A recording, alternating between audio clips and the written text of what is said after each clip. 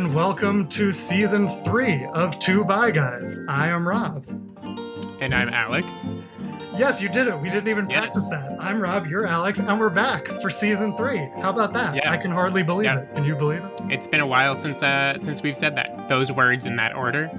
Yeah, it's been a while. It was It's a been lot a of bit. time, but it was a lot of time between episodes last season, due to that thing that happened last year that shall not be named. Yes, the thing. And I've like barely seen you in the last 2 years since the pandemic. I mean, virtually we've seen each other, but it's weird. We used to see each other like every week at By Request, and now I think I saw you once in the pandemic in LA. We met at Griffith Park. We met up there, and it was like really nice to see you in person. And then that was probably like a year ago. When was that? Last September? Jeez. Yeah, that was even longer. No? That was like It was like before the summer? Early summer. Yeah. Late spring. Yeah. Oh, wow. Like May. Yeah, it's just been like a really, really long week since then. So how have you been lately? What's new with you? How's life as we're kind of coming out of this thing that shall not be named, which we kind of are. We might be going back into it, but we're kind of coming out of it. We'll leave it unnamed. Yeah, we'll leave it unnamed. We are shifting into a new phase of life. Things are shifting for the better, as I think and hope for everybody, to some degree. It's been an exciting year, and also like a really like hard year, I think, for a lot of people, myself included. But yeah, this summer has brought out some like revitalization that was much needed, I think. For me, I know I had like a very hard winter and spring with like, I had a couple of deaths in the family, unfortunately, including my father. And it was just, sorry about that. It was just like a lot, but, also has kind of lent itself to a whole lot of reflection that has just been like good in other ways too. Yep. Yeah. It has been quite a year of reflection, or more than a year. Like pause, take stock kind of time, and evaluate what we all want going forward, hasn't it? Yeah. Well, and I think, I don't know if we've said this to each other at any point in the last year or so, but it's also been really evident to me that like the conversations we've had on this podcast and all of these conversations about bisexuality and intimacy, especially, it's sort of at a standstill at various points in the last year and a half in my like own life, right? Which I think is natural, right? Because we're seeing less of people, we're having less experiences in those ways, right? So it's also been very interesting to think back on that, and also very exciting to like feel like that's not the case as the summer has been progressing, that we're starting to kind of re-enter the world again like we used to be. And a good time to start season 3. Yes, exactly. Well, I was just going to say, I think that's very true. In a way, like my bi education and immersion and community was sort of like stalled and put on hold. And like, I didn't get that feedback from By Request once or twice a month where I'd meet a new person who had a new perspective or learn something new. Although By Request does continue virtually, you should all come. It's great, open to everyone. And I do learn stuff at the virtual ones, but not quite in the same way. You're not really like immersed in the same way. But another thing that I have noticed like the last few months is people are still discovering this podcast and reaching out to our social medias. And, it may not be new to us now, the stuff that we talked about on season 1, but it is still new and vital for a lot of people. As thank you for writing in. A lot of people have just written in, and that really, and told us like how much this has meant to them, or how seen they feel, or like how it's helped them come out. And not to toot our own horn, there's anyone talking about this stuff is contributing to this and is doing great work.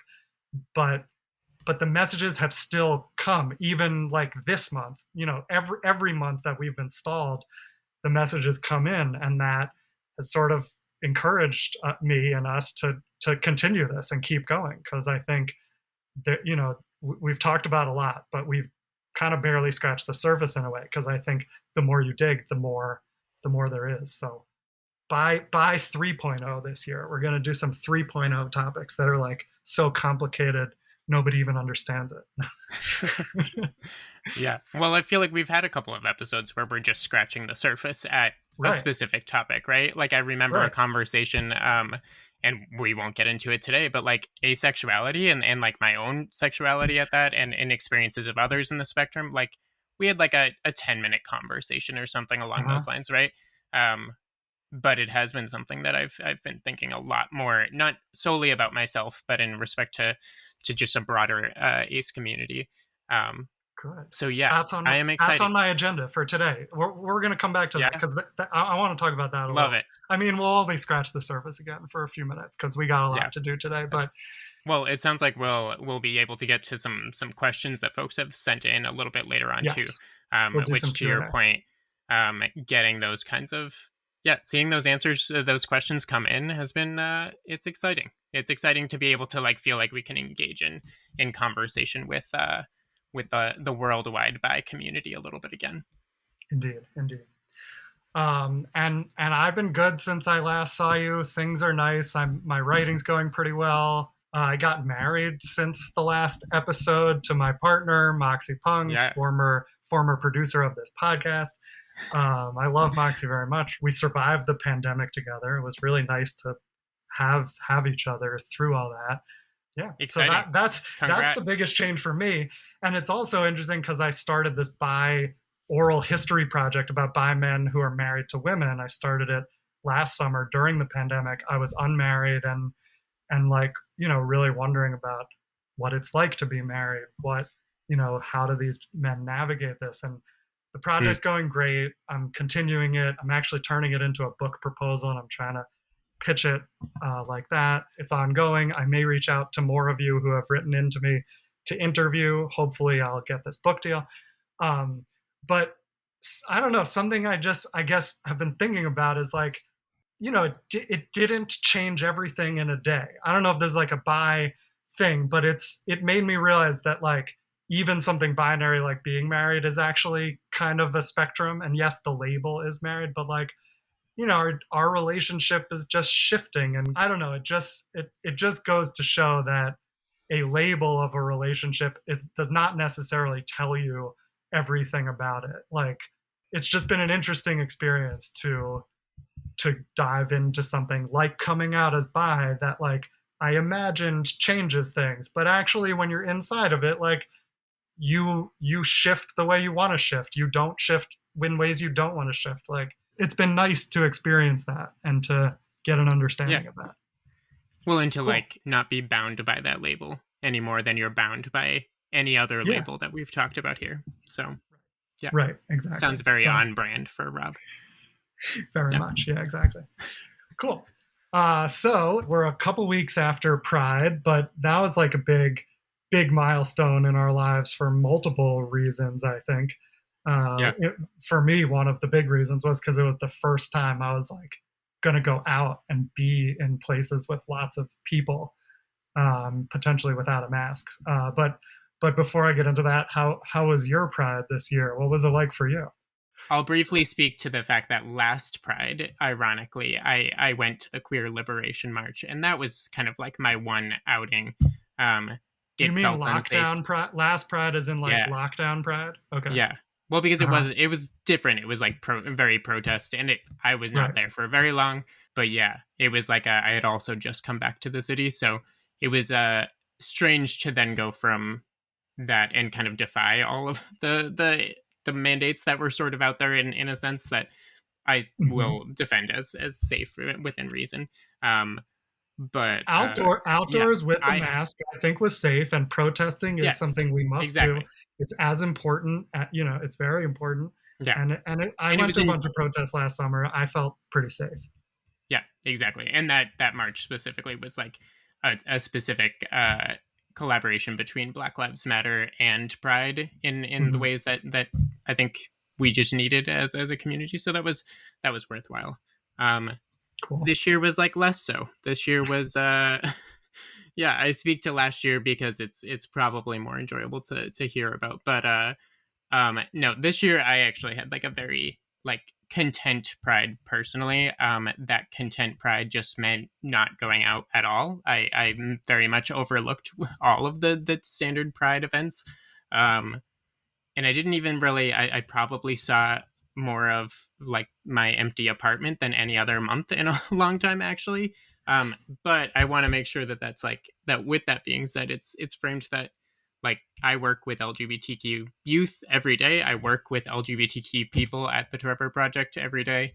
Um, and for me, I think the last year, we were said it before, but it's led to a lot of reflection. And I think for me this year, in a time when folks have, not to be a downer, but I think it's worth stating that like folks, LGBTQ folks, have been struggling at higher levels in the past year than ever before in my lifetime, right? Hmm. Um, Hmm. by certain measures, by certain metrics. And specifically in regards to mental health, right? Like mental health and mental illness rates have skyrocketed this year in ways Yep. that needed to be acknowledged. And I think for me, it was really important to allow my colleagues who wanted to enjoy Pride go enjoy Pride, and like advocate for everybody to go do that. And for me personally, to lend as much time and service to the people who were just deserving of a Pride and maybe couldn't access a Pride because of their own um, mental health state or their youth. Like how does a Hmm. 14-year-old enjoy the month of June? Hmm. It's not the same, right? A 14-year-old bi guy is not going to be able to enjoy Pride in the same way. So Yep. um, yeah, so I don't want it. I felt that like I had a bad Pride because I think I just had like a very um, more mindful kind of celebration for myself. But yeah, Cool. Well, yeah, pride is yeah, like a double-edged sword. I mean, if you're in a place to celebrate it, that's great, and that's what it's for. And if you're not, it exactly. can almost be like worse to see that going on when you're not in the space to celebrate it. And so I don't know. Yeah, I think that's great that that's what you did because like you're in that space and you can provide support and comfort for people like that through your work and in other ways. And so you know, we don't have to like go all the time and like celebrate all the time. Like it's yeah. good that you just listen to yourself and what you were ready for and how you could give back too. Yeah, So you that's defy great. the label of marriage, and I'll defy like the bounds of what we consider pride. You know, Yeah. there we go. Yeah. Exactly. Yeah. Well, and How was while your you were pride though? while you were providing support, I was in a crowded, sweaty dance hall with a bunch of shirtless men. It was lovely. Okay, Um, no, love I that. mean, I did the Queer Liberation March 2 years ago. My first Pride was 3 years ago. I was in the real march, the Pride. It was crazy. There was so many people. Last year, I did Yeah, absolutely nothing. I don't think I went. I don't even think I was in New York for Pride last year. I can't remember. And then this year, it sort of coincided with the time that I was feeling ready and comfortable to go out again. Like I was vaccinated in April and I started seeing friends and seeing people in small groups, but I had not like been to a bar without a mask. I had not been to a club.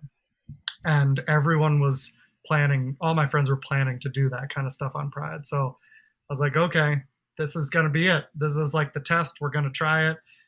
I think that Friday we went to a bar that had like 50 people in it, and I went inside with no mask. And for like a minute, it was weird, and then I got very used to it, and it was like it always used to be, and it was super fun, and it was great.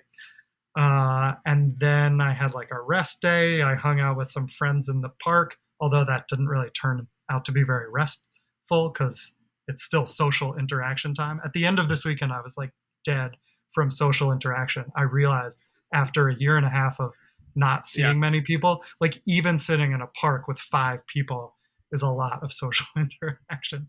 But not to mention, yeah, the last night of the weekend, I think Sunday, I went to something called Pride Palooza, I think, at $3 bill at this like club in Brooklyn. And it was great. We had a great time, but it was a lot. It was big. There were thousands of people. And at first, everything was outdoors. They had this big outdoor space and a DJ and everything.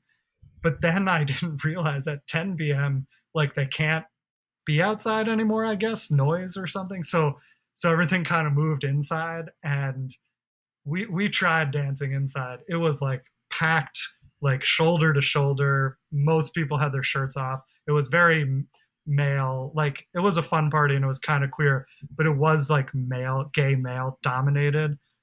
There was some Yeah. gender fluidity more than I've seen at some of these parties, but like not as much as I've seen at others. And it was very intense in there. I think I spent about 10 minutes at the indoor dance floor and then just like went back outside and chatted with people. But it was fun. It was good. It was like nice to be with a bunch of queer people. Although when I was outside talking to someone I met that night, a friend of my partner, I said I was bi at one point. I think I was wearing like a bi headband or something maybe, and they commented on it. Oh, is that the bi flag? And I was like, yeah. And then he was like kind of being nice and supportive. He was trying, but then he said something like, oh, do you find it easier like to be bi or something like that? And I was like, in my head, I was like, no, no, like people think that bi privilege is easier, like because I could just be with a woman if I wanted to be, and so that's easy. But like, no, it's not easy. It's very complicated, and there's no models for it. That's why we do this Yeah. podcast, and like it's hard. It's hard. But all I said was like, I don't think of it that way. Like I just am bi. Like it's not. I'm not bi because it's easier or because it's harder. I just am. And I don't know. He didn't really respond much to that answer, but that was all I could think of to say in the moment. It was like, well, it's not about easier or harder for me. Anyway, that was just a Yeah. weird moment. But most people I've Yeah. met lately are pretty supportive. But maybe that was just such a gay male, like gay cis male environment that maybe that's why I got that. I don't know. Well, and I also, like, from my own experience, anyways, and maybe you feel like this is true, but like we were quarantined for a year where we probably didn't like intentionally expose ourselves to like lacking by like, a lack of biliteracy, the folks who Mhm. just didn't understand folks, by Yeah, folks. Um, so I feel like it is kind of a thing that we have to like remind ourselves to some, because I haven't faced many of those little microaggression moments in the right, last year and a half, right? right, Um, right, because I'm around right. like bi people, queer people, like very queer leaning communities. So, Right, we um, haven't been in yeah, those spaces, and exactly. likewise, that guy hasn't probably been in many Yes. spaces where he would come across a bi person, even though there are so many more bi people lately coming out, especially young people. But like, when are you going to meet them in quarantine, especially if you're not seeking it out intentionally? Like those random run-ins at a giant club were not happening until recently. So Yeah. I set him Exactly. straight a little bit. I set him bi. Yeah. There you go. Yeah. But yeah, I don't know. It was a nice pride. Did you see bisexuality celebrated in Pride at all this year? I mean, I saw it a little bit. Like I went to Pride Fest down by Union Square on one of those days in the afternoon with my sister and her girlfriend, and there was a decent amount of bi flags and people in bi shirts. Like I definitely noticed it. It's still a small percentage overall, but I noticed a decent amount of bi stuff.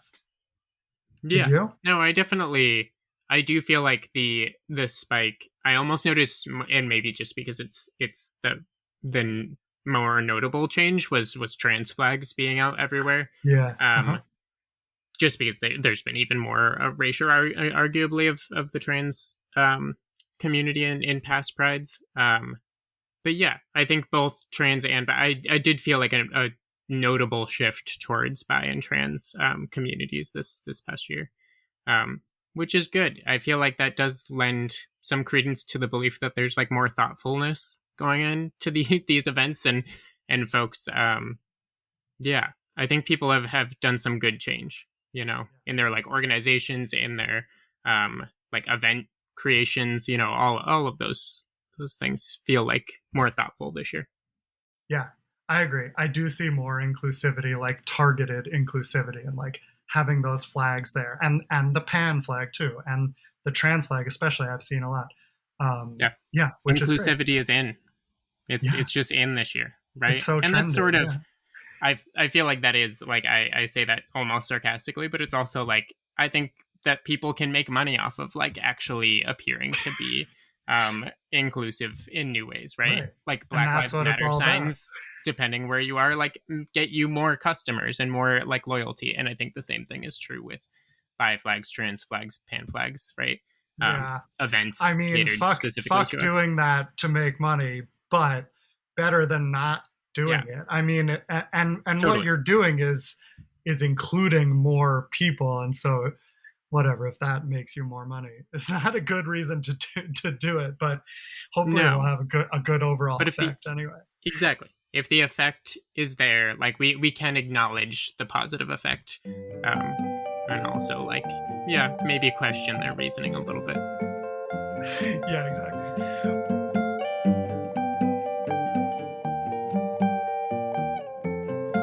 So this leads quite nicely into our first topic of the day, a topic that I have been wanting to discuss, which is a Yeah, little bit about this bi pan stuff, and then I want to get into gender fluidity. But let's start with a little bi pan discussion. And I know that we have discussed this before and we've kind of talked it to death, but I want to bring it up again because I saw some tweets that I loved.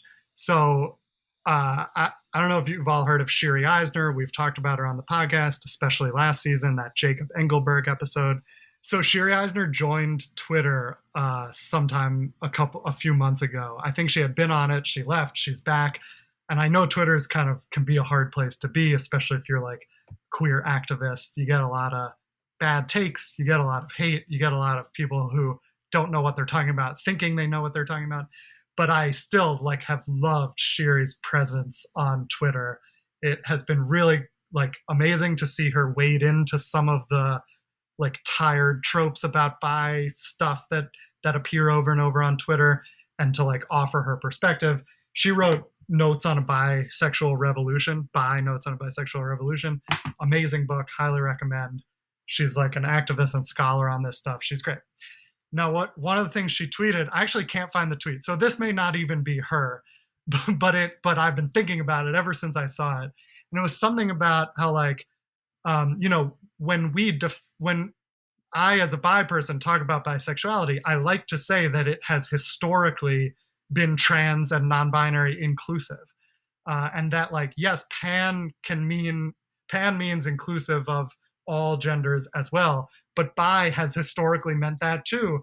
And I think what I implied when I have said that is like we don't need pan, and I don't want to imply that. I think that was wrong for me to imply, and I wouldn't have said that. I mean, I think people who identify as pan, that's great. I do. I identify as both. To me, they're very overlapping. But what Shiri or somebody tweeted, I can't ascribe it to her because I can't find the tweet, was basically like, no, a lot of bi people have been open to trans and non-binary attractions for their whole lives, but historically the bi movement has not been explicitly open to that, yeah, and that's why the pan movement kind of started and has pushed bi to do that explicitly. And so it's actually really good that the word pan and that label came into existence, because the bi movement I think has responded very well, has kind of said, hey, actually most bi people are interested in people of all genders too, and that can be part of the definition of bisexuality. Bi does not mean two. Bi means one or more, or two, but two or more. two or more. Robin Oak's definition, two or more. One would be monosexual, which is not bisexual. But like, so to the bi community's credit, we've moved the needle and now are making bisexuality explicitly trans inclusive. But to say that it's historically been that way is not actually true. And Shiri also tweeted two things that I want to read. She said, here to say that bi-pan solidarity is a thing. Bi isn't inherently binary, and identifying as pan isn't inherently biphobic. Wasting time debating etymology instead of talking about our oppression is useless and unnecessary. Could not agree more. Like, I do think we waste time talking about like why these are different and you should use one or the other. You can use whatever you want. They're both great. Um, and Sherry also tweeted, historically and currently, many cis bi people have been more open than other cis people to dating trans and NB people. Many bi people are trans and NB. Knowledge and practice are created through our relationships and in turn feeds back to bi-cultural openness and exploration. So I don't know. I just like where her head's at on this, and we can be open and honest about the history of the bi movement, and like we don't have to like make up that we've always been inclusive of everything as a movement, but we are moving in the right direction. The community and the movement has always been like open-minded in my opinion. Like that's sort of something that defines it. And right, like everyone with a fluid non-binary sexuality or gender, like it is so much more important that we stand together and find common ground than that we divide ourselves up. Like identify how you want, that is great, whatever describes you, but at the end of the day, we're in a movement together. Yeah. That's No, I that's my appreciate rant. all of. What do you think? Yeah, no, I appreciate all of that, and I think as you've been talking, yeah, I think the one point that ironically or strangely enough, like stands out to me the most that you said is the idea that like this is not a like essential conversation for like common like dialogue with folks, right? When I'm just Yeah, like talking to people about like what bi is, like I they don't need to understand all of the flaws in various protests in the past, right? Like that's not important. And I think it's the same thing with like that brings me to this idea that like I see this conversation very akin to like the conversation about white feminism. And like, do you see white feminism talks happening like in every space that is trying to be more affirming of all people of all genders and sexes? No, but do we also need to at some point acknowledge that black women have been historically left out of feminist conversations for literally a century? Um, more obviously. mm-hmm. Mm-hmm. It's not so different, and it's not about it's not about like the movement being like flawed at its core. It's about the movement needing to evolve and thankfully evolving, right? Right, right, exactly. Right. Like we can do both things at the same time. We can walk and chew gum at the same time. And we can like Exactly. we can stand together and fight and talk about our mutual oppression as all like non-monosexual people. And we have to fight back against patriarchy, against white supremacy, against like biphobia and panphobia, whatever. At the same time, we can sometimes talk about like bi and pan and the movements and like making each other better and sort of making sure that like we are more inclusive, Yeah. even if like perception is not reality. Like we can have those conversations as long as it doesn't detract us from the this movement that we're pushing towards, like the movement of solidarity to dismantle all those systems of oppression. Like that should be Yeah. number one, and then like these interesting little like spats between us, like fine, but let's not get too distracted by them, right? Yeah. Well, and keep it in the family. Like keep it in the Yeah. bi. Like that's bi people's problem. It isn't bi plus people's problem, right? Including pan people. Um, Mhm. Yeah, but it's like, do straight and gay identifying folks need to be a part of that conversation? Really? Like, no, like, not at all. They can help us get the word out, obviously, and everything. But Yeah. yeah, I think that's a really valuable, thought process to carry as a community. Yeah, cool. Well, and this is also very related to the other thing I wanted to talk about today, which has just been on my mind a lot in the pandemic, the thing that I won't name, and just especially lately, like, but just gender fluidity in general, and trans and non-binary identities, and the relationship with bisexuality. I feel like I'm seeing it more, hearing about this more, especially from young people. Like it was something that was on my mind at Pride at this party because like I think 2 years ago I went to a specific like trans non-binary gender fluid party, and it was so fun, and everyone in there was like gender bending in some way, from small ways to big ways.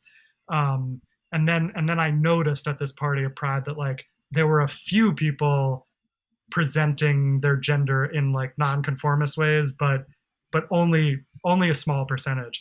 And my partner Moxie is non-binary and was dressed kind of femme at that party, and like I was so proud of them. It was great, and I felt very lucky to like be there with them because I like that. Like I think I've always been attracted to people kind of somewhere in the middle of the gender spectrum, whether it's like more masculine women or more feminine men, or just like any kind Yeah. of non-binary presentation that combines shit. um, like I saw like bearded women at the party 2 years ago. I thought that was really cool.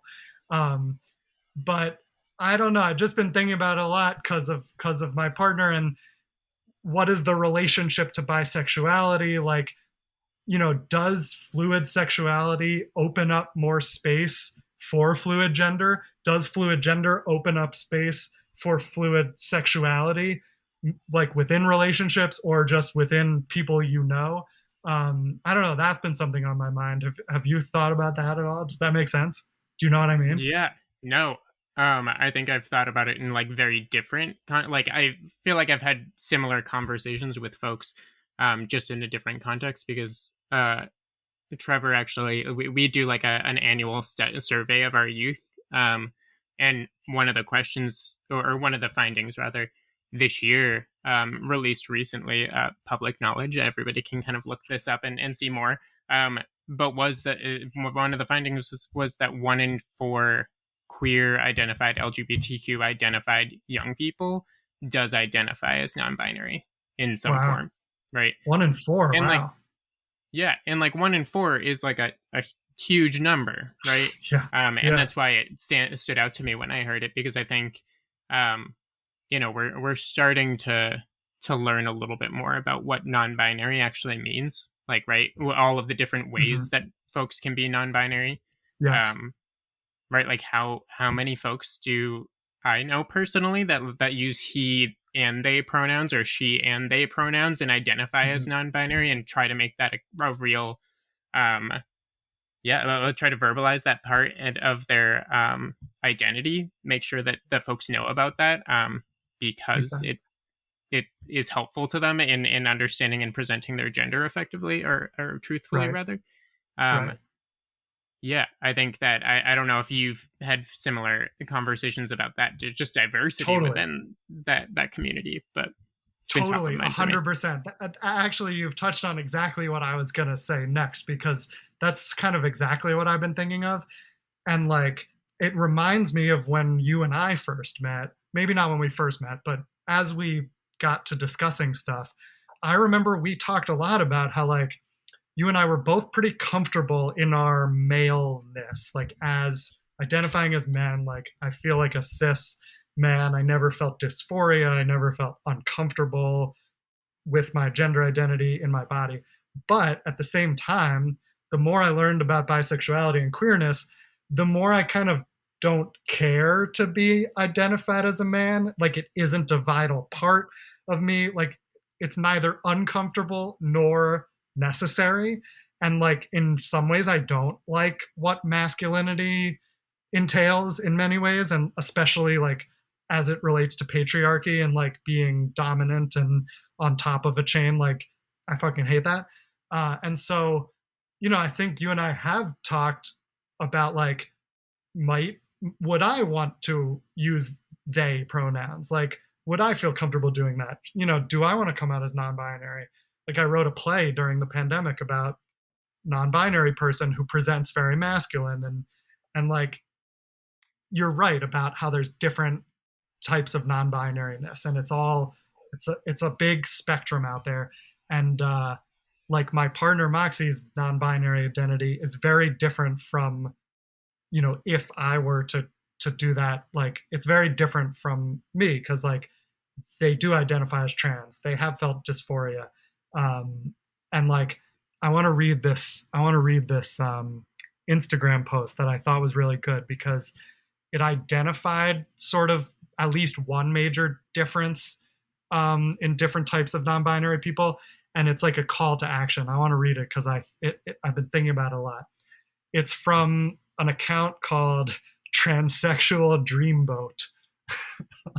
Transsexual with two S, Transsexual Dreamboat. And the post says this. I'm just going to read the whole thing. It's a couple slides.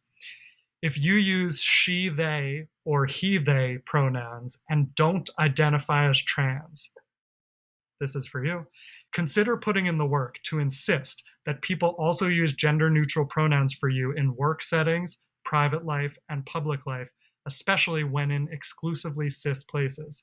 If you identify as non binary but have cis privilege, which would be, I mean, I don't identify as non binary, but I'm thinking about it, but I would, if I did, I would have cis privilege. Practice challenging gender based assumptions in all the spaces you occupy, not just the ones that feel easy. Our trans siblings, or those of us who use they, them pronouns exclusively, are exhausted and isolated by having our identities constantly disrespected, invalidated, and not taken seriously. It's a privilege to be able to use multiple sets of pronouns without feeling dysphoric, and not everyone has access to being able to shapeshift their way out of transphobia and binary-based violence.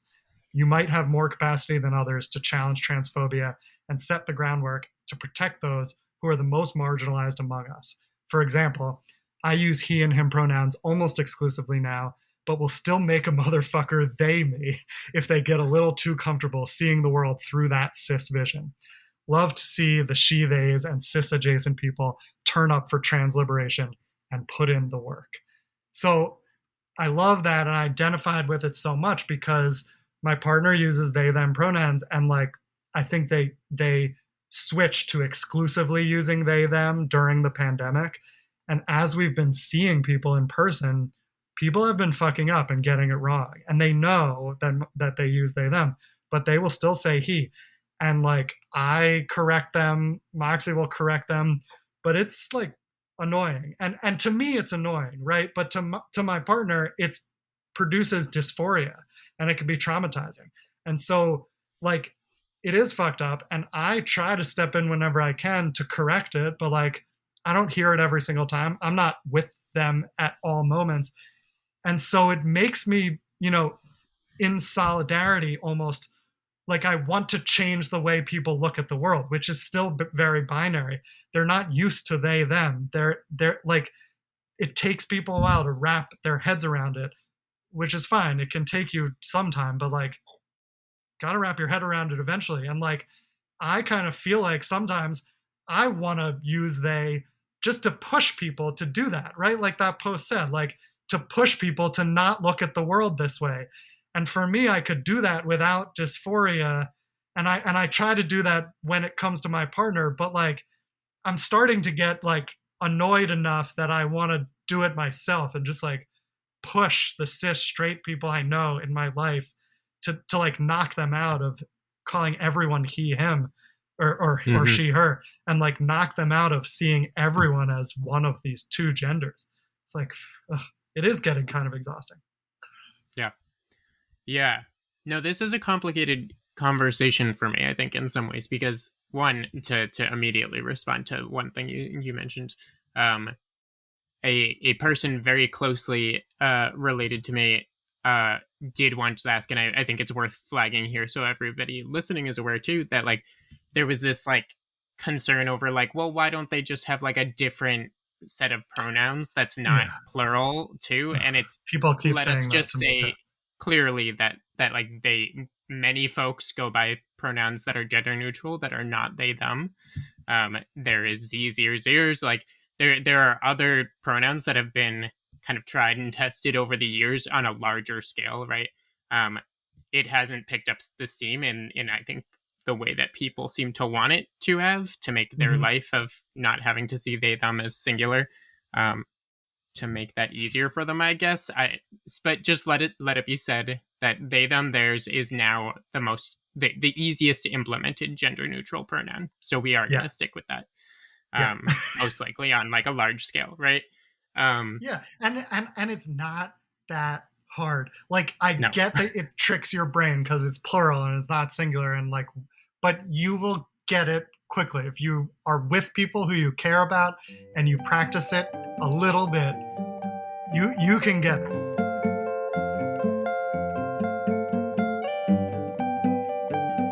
Someday, Um, another episode, we should talk about two-spirit stuff because I'm learning more about that and I think it's fascinating. But I don't know enough yeah, yet to talk about it right now. But this stuff has been around, and not only around, but celebrated, not stigmatized. Like that's a gift, not some mhm. kind of curse. And like And in it modern is a society, it's gift. difficult. It's Like, not. I'm just saying it is a gift, right? Like the the Yes, it non-binary is. or gender non-conforming folks that I know, like they have understanding of themselves and in the world in like ways that many cis people simply just don't. Like, Right, and right. I don't want to say that like universally non-binary people are better than cis people, right? Like that But they that's are. although we could advocate that as a non-binary person, You don't somebody have who's to not say it, but non-binary. it's true.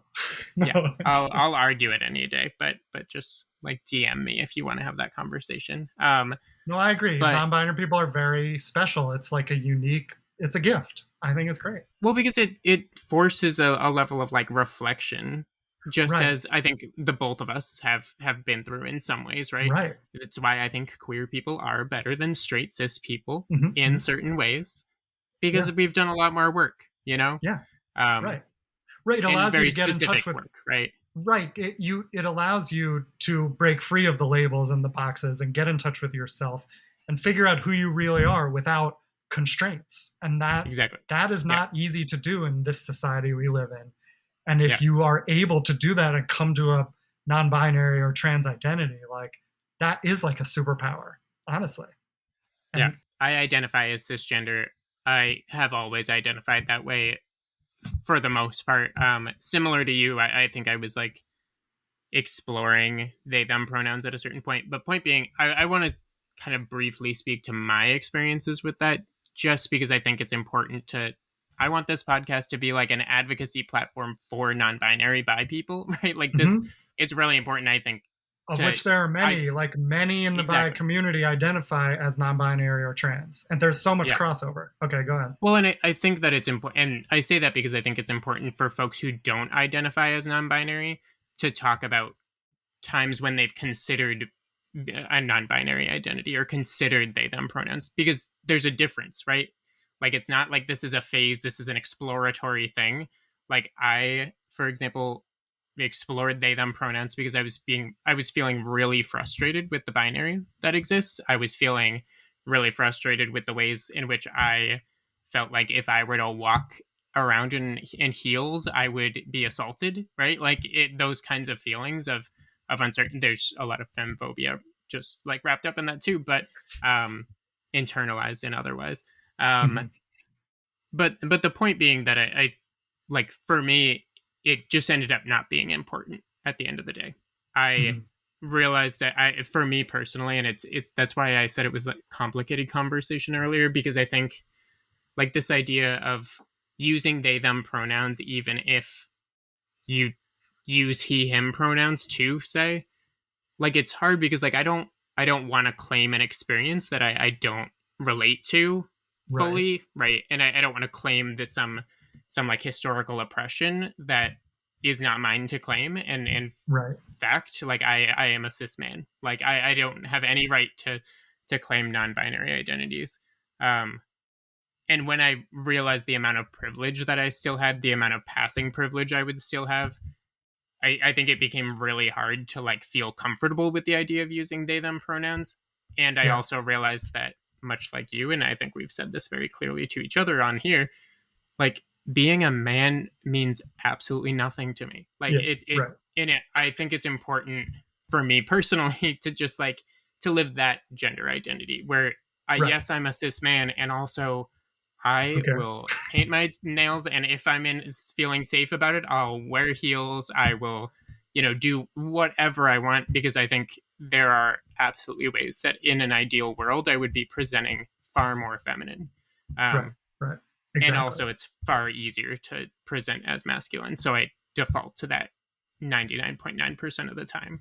Um, but I say that just to, because I think often non-binary people get treated as though they're just kind of like making some political statement, and like it's not that. Like I am doing that sort of within my own identity, and like the experience of the experience of claiming that identity of your own as your own is just something wholly different, and you're taking on a much larger. It's not just like some fun niche like thing you get to say about yourself, right? It's like a I get very go ahead. I don't okay, What are you okay, I thinking? agree. I agree, but I want to push back a little bit Yeah. because if there is a wide spectrum of non-binary identities, Yes. like Yeah. maybe there is room for somebody who wants to identify that way for political purposes. Like I don't know if we want to say that's different categorically, because Yeah. if that moves the needle and makes a non-binary society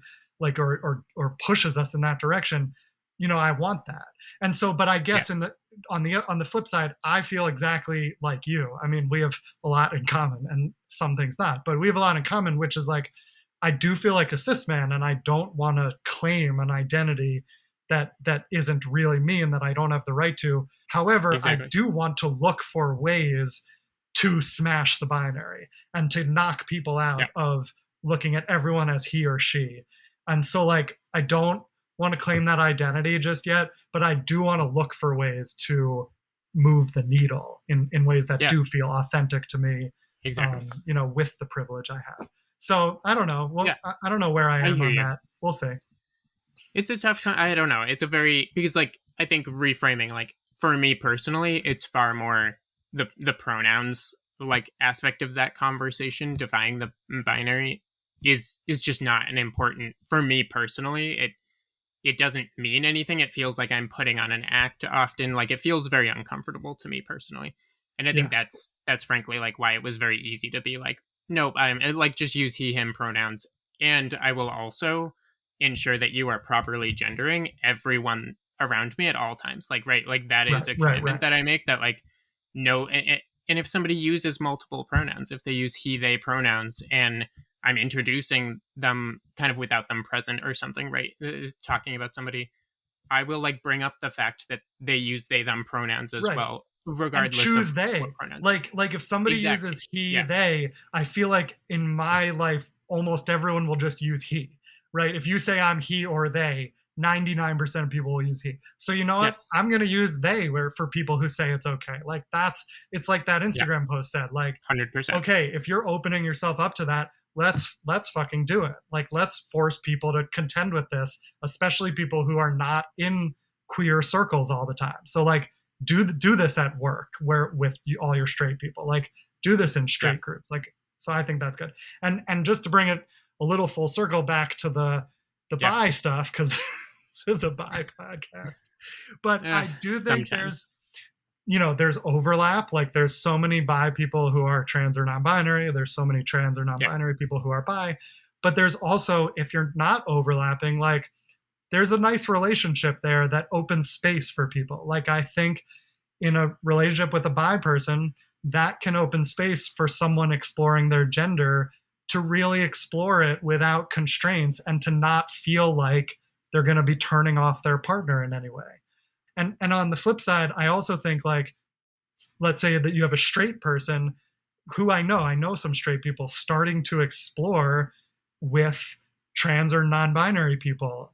Like even if it's just like a little bit different than a cis straight person, like it is opening people up to different experiences and it it even allows straight people to reflect, okay, like what about masculinity or femininity do I find attractive? What is necessary for me and what is not? Oh, like what might I like there to be some fluidity in, even though most of the other straight people I've dated my whole life have conformed to this. And so I think in Yeah. both directions it opens up some space in a nice way. Yeah. Well, and I think it like there's a tie between this and the idea that I personally, for example, don't date straight women. I don't date Yeah. straight cis women, and I Yeah. do that because there's no like allowance for me to like or presumed allowance for me to be anything other than a straight man, right? It would box you And in, right? that's where for me like my non-binary the non-binary aspects of my identity come out and like need to be with somebody, and that isn't to say, right, there could be a straight cis woman who is fully understanding at some point, right? But Uh-huh. like for simplicity's sake and for like understanding my own what I'm looking for in people and such, it's been really important to kind of hold that boundary to some extent, um which also is like a huge like pain point of my own bisexuality, that it's just like I'm writing off a huge portion of the femme leaning pool of people in this world. And it's, you know, I think people will often see that and say that I am like gay leaning for that reason, right? Uh-huh. Which is ironic because I also don't very often date gay men, right? I like very much, right? And I think there's like just a Mhm. lesser experience there because at least they're queer identifying. So there's a little bit more of an end to these conversations often. Right. Um, Interesting. but Yeah. yeah, I see yeah, what you mean. it's all And it tied. also is like, it's almost like if you're dating a straight woman who's down with you being gender fluid or gender non-conforming, like that person could almost claim queerness. Like that to me, that is what Exactly. queerness Yes. is an Yeah. openness to fluidity or non-conformity. And so like Yeah.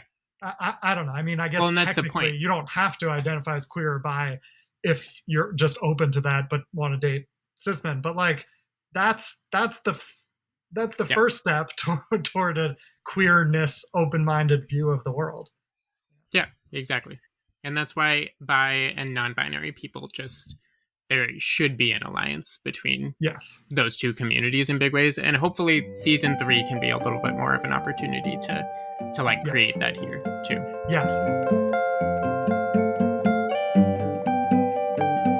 Okay. This is gonna be a long fucking episode, but whatever. I'm done editing. No more editing this season. Okay.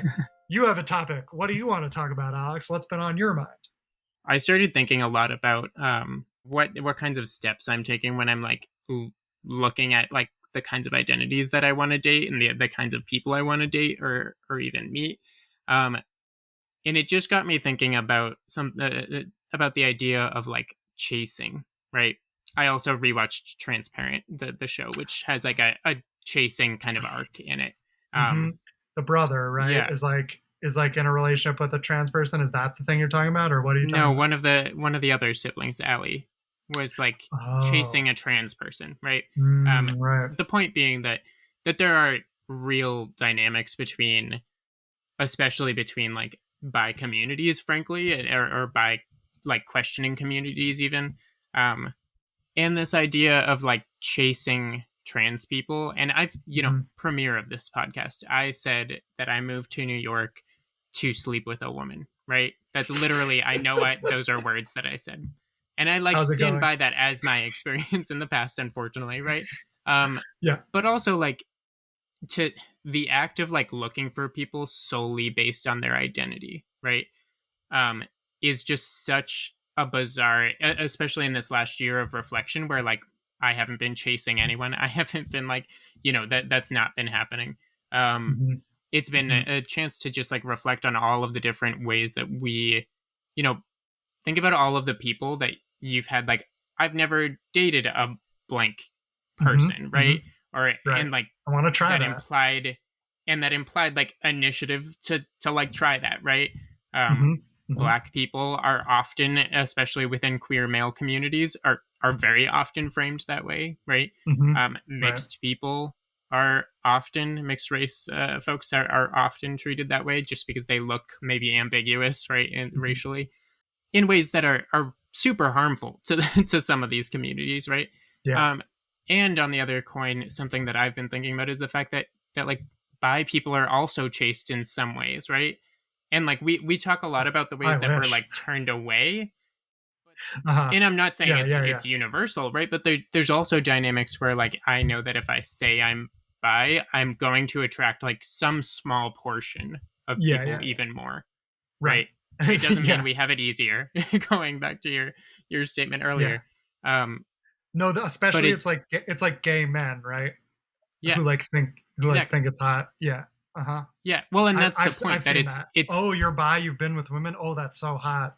Like yeah. like Well, and yeah. that's There's because something about that. frankly, what they're really saying is like you're sort of straight, right? Like you're the closest thing to straight that they, and in actuality they probably assume that you were straight identified until recently, right? And you're in your bi Right, phase and you're going to be gay soon, right? And they're catching you right, in your most straight time of your life or right. something. I don't know. Right, and But I've heard this thing a lot of, like, bi guys I mean, sorry, gay men who wanna, like, suck a straight guy's dick, like, that you see yeah, that on Grindr exactly. a lot, like, looking for Yes. straight dick, and, like, they wanna turn somebody, or they wanna give somebody this, like, new experience, or feel like, I don't know, maybe it makes you feel kind of, like, powerful to, like, do Yeah. be that for a straight guy.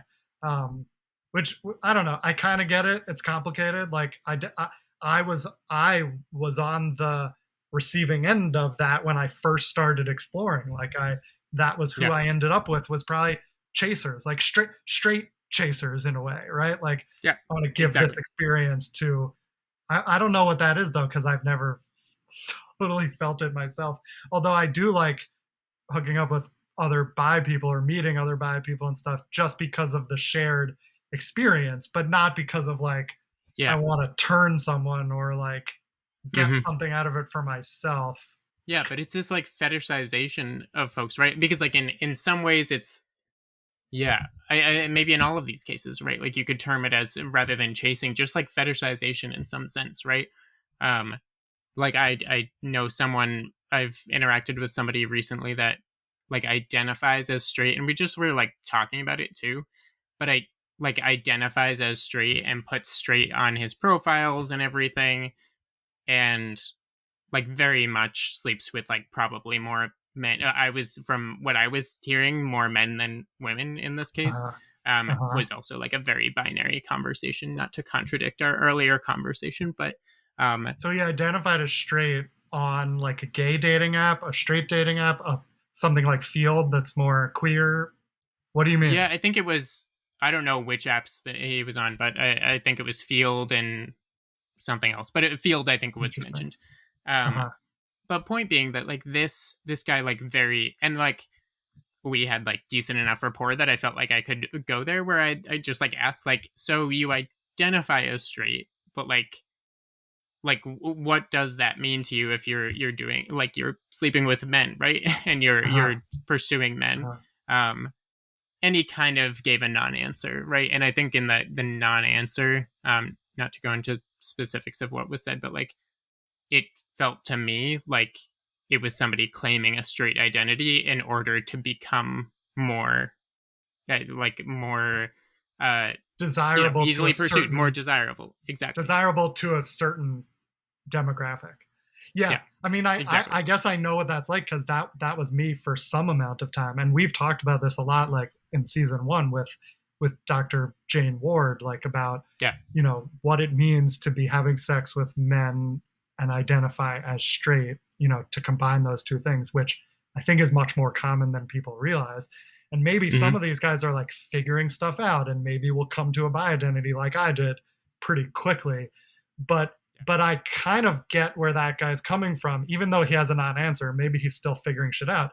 But it's like if you identify as bi on Grinder, you're gonna get different kinds of people contacting you and different kinds of requests than if you identify as straight. If you identify as straight on Grinder, you're gonna get those kind of chasers who like want to like it's going to be about you, right? Whatever that experience is, because you're like the newbie or whatever. Like, and you will get people offering like a blowjob or something, and not as much like a real date or something Yeah. mutual or something that could continue.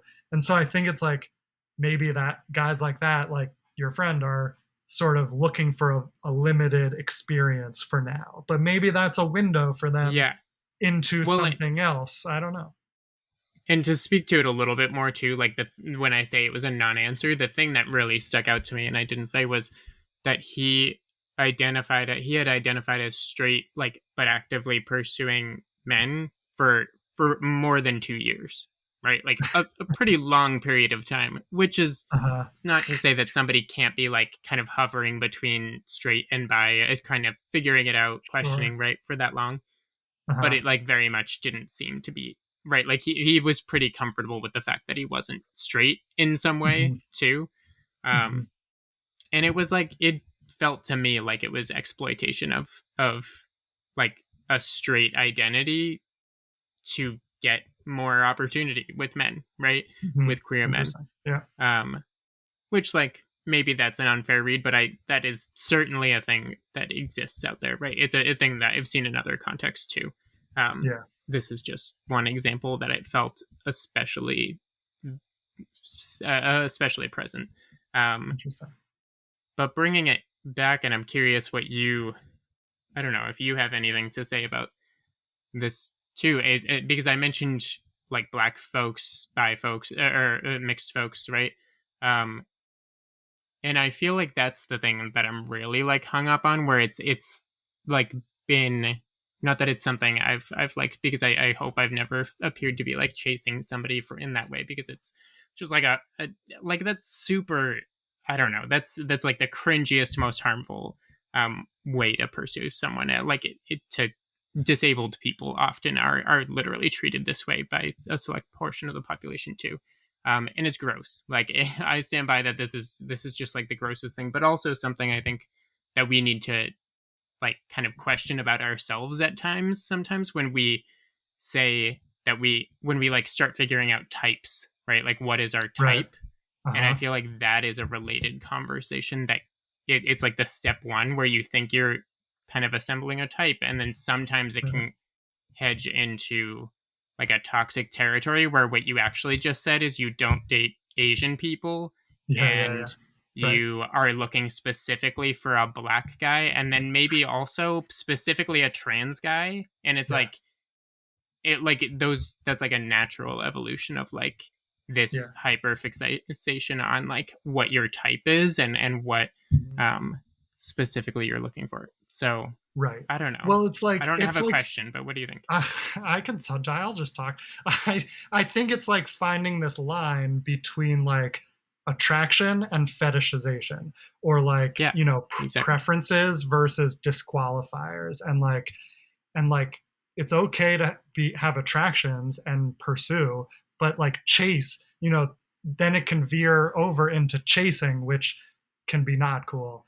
And like I guess in my personal experience, first of all, I don't think I've been chased as a bi person much. I think if anything, No, it's been I the don't. opposite. And like when I put bi on a dating app, like I think my responses go down overall. Maybe there's a certain segment of gay men that are more interested, but I think like especially with Yeah. women, I get less contact. Yes. I kind of want to put 100%. straight back on there That's as a test and see if that's true.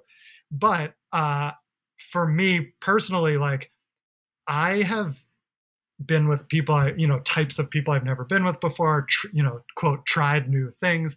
And like every time it's like the label of whatever that thing was, whether it's like a race, a religion, a sexuality, a gender identity, like I'm like going into it like, oh, I've never been with that before. And then it's like, doesn't mean anything. Like they're a unique person and yeah. they are different than anyone I've been with. Everyone I am with is different than anyone else I've been with. And you can't point to one facet of them or one label that they have, because everyone has many labels and many facets to them. And like every time it breaks any assumption I had. Like, oh, I've never been with this type of person. It's probably going to be like this. Okay, no, sometimes it is, sometimes it isn't. It's just a unique thing and it's a unique experience. Like and to me, the personality or how they relate to me or their interest in me or like their authenticity or not, it is what I really respond to or connect with. Like my type Yeah. is authentic. You know? Yeah. Like you can have Authenticity is types, key. right? Yeah. Yeah, and that's Yeah. okay, right? Like you can also have types. Exactly. Yes, I agree. Yeah. But when that It's type okay to have that. but when that type is like very like when it becomes specific to the point of like pointing out races or right like different people of literal like based on their skin color, like Yeah. yeah, it becomes toxic. And I think um and like And the no Asians thing is like the biggest piece of it, right? To look at the other like the opposite side of it, right? Of like identities that you're avoiding rather than chasing. right. Like that's exactly what we're I talking about. And I feel like yeah. being bi people. And the reason why I think it keeps coming up as because I was thinking about this episode and launching season 3. And the reason it comes up is because I think that bi people and non-monosexual people in general are like often noticing that more in themselves because they're already questioning what they're Yeah. looking for in the strict Yeah. picture of what we are looking for in Right. some way, Right. right? Like Mm-hmm. at one point, I was always imagining a woman, and then I was always imagining a man, and now it's just like this weird queer time of like loosening up that imagination of the person Right. that I'm supposed to be with Right. to like go far beyond any identity, right? And that doesn't Right. make me, in my opinion, it doesn't make me like more evolved or better. It just makes me like much happier when I'm like Uh-huh. actually connecting with people because it Yeah, but you've affords me but you've far done better that work. opportunity. Exactly. Right. You've done that work, and most bi people, if they're come to terms with their bi identity, have done that work with gender, right? Like Yes. we've Exactly. analyzed that, we've looked at it, and we've determined, okay, gender is not a disqualifier. And once you've done that, I think then you start to look at all these other labels of all the things you're talking about, and even if you did have a preference or a disqualifier before, you might then go, oh wait, like is that real? Like why is that disqualifying? Yeah. Maybe like gender, it isn't. And like I think so many people Exactly. who have a disqualifier, it stems from like a bad experience or something in their past that they didn't like. And like that's a generalization and a stereotype. And like maybe you did have a bad experience with a certain type of person, but that doesn't mean you will again with the next type of like the next person who looks the same or has the same gender identity or whatever. Like people are unique, and we hold on to these things, right? But there's no real reason to. Like you never know Yeah. who you're going to meet, and the more Exactly. disqualifiers you have, like it's a self-fulfilling prophecy. Like it's, oh, my hard drive is almost full because this episode is going on so long. Oh my goodness. Okay. Oh my god. Okay. Yeah. Well, but the Final point thought. being, and the reason I feel like this can be brought up in the same conversation as the earlier conversation about non-binary gender and sexuality is just the fact that like all of this comes down to like breaking out of the boundaries that like we have either placed on ourselves or Mhm. placed on others, right? And I feel like it's about breaking out of boundaries. I feel Totally. like, yeah, Exactly.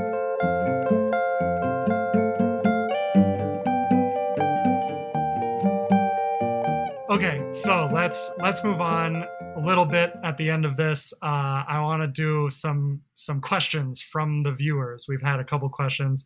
We'll do like a very short answers on some of this, and maybe we'll continue it in the future. yeah. Um, Maybe new well, topic ideas.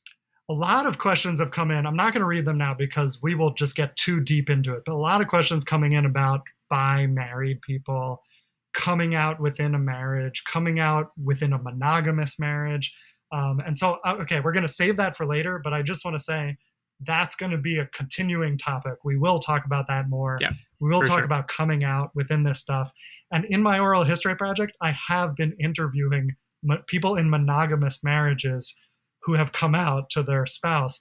And it's still a very valuable and important thing to come out. Not that you have to do it, especially if like it may end your marriage and you don't want that.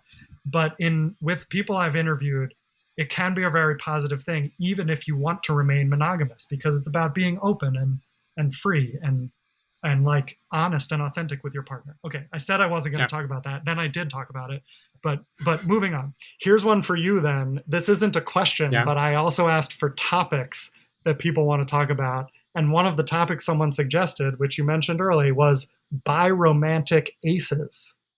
What Yeah. are your thoughts on like what can you define that for us? And does that define you? And do you have any thoughts on biromantic ace people?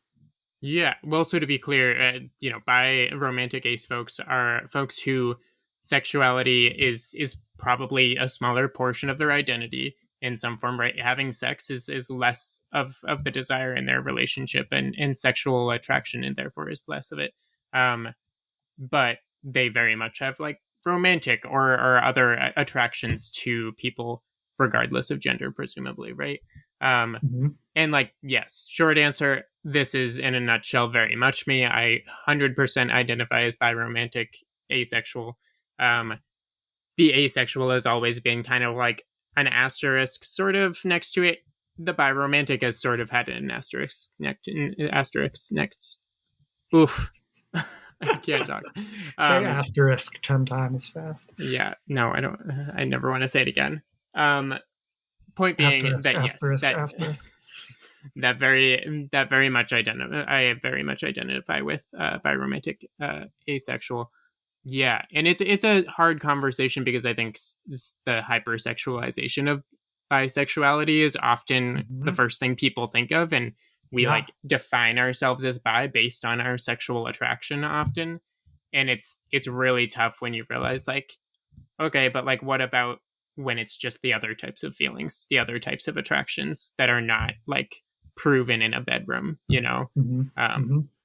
yeah, I mean, it goes without saying, I want a whole episode about that sometime this season. So please Good, stay tuned. because Yeah. I have a lot of thoughts and questions about what you just said, but we don't have time, and we should do a longer Yes. Much more. discussion on this. Okay, here's another one. Somebody asked about subtle bi-dentifiers. Like, what have you seen or used in the wild? Like, for instance, whenever I'm at a Oh, high-level business consulting meeting, I make a point to have painted nails. Ever since a coworker told me, they noticed it. So actually, like the painted nails, I mean, mine are kind of fading. I had them for Pride, but I had these blue nails for Pride, and it was the yeah. first time I had nail polish, and I have to say, I love it.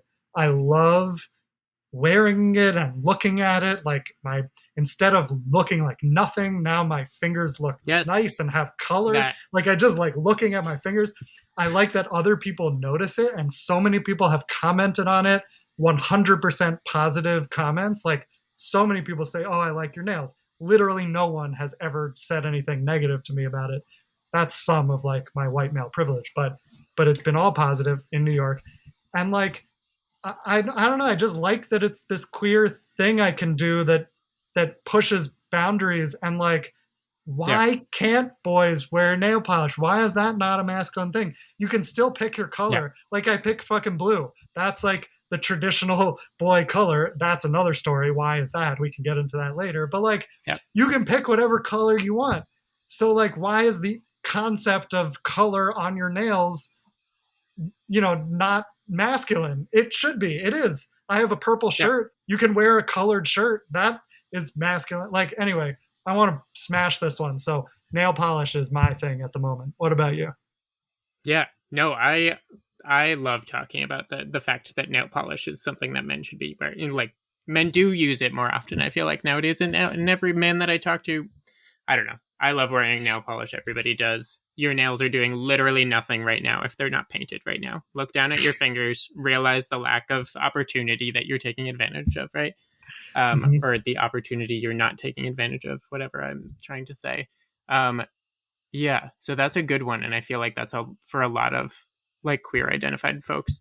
I also think like jewelry though is another thing. Like I'm talking from a mask of center like Mm-hmm. place, obviously. So um, often my like bi identifiers or whatever we're gonna call them here are often like femme features of sorts. Um, but yeah, having like rings on that are not Mm-hmm. traditionally like thinner rings often Uh-huh. like I feel like are a very like queer symbol of sorts. Yeah, agree. I've been Yeah, seriously considering getting my ears pierced lately because yeah. I was trying to find I know a clip-on guy. earrings for Pride, and they're very hard. Oh, you do? Is Yeah. that you? Can you pierce my? No, No. Oh, I you like have know had a guy? 45 plus piercings in my life, and most of Oh, them were okay. from the same person. So you like actually Yes. know a guy. Okay, maybe I'll DM do me. that. I'll tell you Does all it where to hurt? go. Is it gonna hurt? No, it doesn't. It's not that bad. I'm like a child. Okay. It's I'm like I'm 3 seconds considering of that. pain. Okay. Yeah. Okay. If I anyone's think I'll do it. curious, I had at maximum 30 piercings in my life, like Nice. at once, and I had 15 or so others. So Wow. yeah, Wow. there's far less metal in my face than there ever was in the past. So it's a really exciting Uh, development. that's something to aspire to. I think I'm almost ready. It is not. I will No? say that it is not. Okay. Nope. Okay. Two piercings. I aspire to two, one in each ear Yes, maybe three. for now. Maybe Three is three. a good number. But We'll see. okay, back to the Okay. questions. last question, and we could do this every episode. Any like bi stuff in film, media, TV that you've seen Oh. recently that you like? People Oh. always ask about this. It's a I it's a assumed good that was a question. you question, but that can be a me No, question now somebody. I too. mean, I didn't actually read it. Somebody said on the lighter side, what films or media are in your bi head canon? Ooh, I like the way that they phrased the question more than the way you did. Okay, fine. Um, um, I did just watch Love Victor, the second season, and Oh, I was excited by some like evolving bi conversation. And I say that with the that's good. preface of the first season, in my opinion, being extremely unbi, Yeah, extremely gay yeah, centered, which was like very disheartening. But I yeah. feel like season two was starting to, and it just gave me hope that we can like trick some gay people into, or Oh, like gay leaning viewers to maybe view something that's hedging on bi. cool. All right. Um, Maybe I'll continue yeah. watching that. Oh wait, I have to. It did. I don't know if this included books, but I'm gonna say a book Sure, because I do just it. read the most Some people amazing still read bi. books. Yeah, we should all read this book. It is. It's a YA book, but it's incredible. I literally have it in front of me. It's The Gentleman's Guide to Vice and Virtue. It was like a Hmm, huge book a couple of years ago. Literally cool, the best bi representation in a YA book that I've literally ever seen. So cool. All right, that sounds yes, great. I may read check it. that out. It's like historical Cool, fiction, but it's wonderful. cool. Historical fiction is Um, wonderful. I didn't mean to include the but. Go ahead. cool. I've been rewatching Big Mouth. I still think Big Mouth is doing like Mm, great stuff. It's not always perfect, but I really like the bi and the trans storylines they've had. I think they're very real and like challenging and interesting. yeah. I don't know. I watched Loki, which the showrunner said Oh, Loki is bi, but like I mean, there's one scene so far that I've watched where it's made explicit and it's like under his breath almost. It's like barely. It's like, okay, great. I'm glad that's okay. there. Better that it's there than it's not there. It's, of course, Loki would be bisexual. Like, that makes perfect sense. But, like, they're Yeah. not going to, like, do storylines about it because it's Disney. So I get it. I have mixed feelings about it. Same with Feel Good. I just watched the pilot of that because Ooh, Shiri I Eisner was about to tweeted about watch it. it. Yeah. Shiri Eisner got me to watch it because like, and I agree with that the analysis that Shiri posted, which is like, it's about a bi person, but they barely bring up bisexuality. It's not like explicitly dealt with the way that I think it would be if a woman. It's about a woman who's only dated men, and then starts hooking up with this woman who's like kind of masculine presenting, is but like maybe like a tomboy, but is a woman. And like, Yeah. when I went through stuff like that, it was a topic of conversation, and it is not a topic in the pilot. It doesn't. It comes up that she's only dated men, but the word bi doesn't come up and other stuff. So I don't know. I'm gonna keep watching it. Yeah. It's about a bi person, but we'll see. Yeah, I think that is proof. This is all proof that we're starting to like move forward. We are getting past the point where like, where a bi character can be in there without being like the bi show, the bi movie, the bi book, right? Right. And I think that it is like we've said it on here. So I personally love depictions of bi people that have nothing like heavy-handed about them. Yeah. So There this was a sounds good Twitter to me. conversation about this too. It's like, okay, I agree with you. Yes, we need that. But we also don't want that in place of like really head on specific bi stories. We need both. Yeah, So, like, exactly. yes, I completely agree. It's great to have characters who are bi where the plot does not derive from their bisexuality. The Yeah, more of that, the better. But we also still need to see the bi experience represented fully and to see people going through the stuff that we talk about on this podcast, because that yeah, is not out there. We have yeah. not seen that yet. I mean, we've seen it a few things that we've talked Not about, much. Yeah, but it's not as prevalent as bi people are in the world. Like, there are more bi people, but percentage wise, than there are bi stories on TV. So I still think there's a ways to go. yeah. Anyway, okay, that's all we have time for. I think we got to wrap it up. This has been a lovely long episode. We're going to do much less editing this year, so you're going to get a lot more great long content and long episodes. Aren't you Yeah. all excited? And just like you'll actually hear what we really are like. I feel like, Right. yeah. some more candid. Did you enjoy us about not so polished? I wonder. Let us know in the comments, or don't. Yes. Well, okay. If you liked us, let us know. If you liked it, let us know. If you hated it, be quiet. Due to the less editing, we're going to try to put out episodes much faster than last year, more than once a month, maybe once a week. We'll see. We've got some great guests lined up, some awesome people. I won't reveal them yet, but we do have some amazing guests planned. So stay tuned and enjoy the rest of the summer. We'll see you soon. Thanks for listening. Two Bi Guys is edited and produced by me, Rob Cohen, and it was created by me and Alex Boyd. Our music is by Ross Mincer, our logo art is by Caitlin Weinman, and we are supported by the Gotham, formerly IFP. Thanks for listening to Two Bi Guys.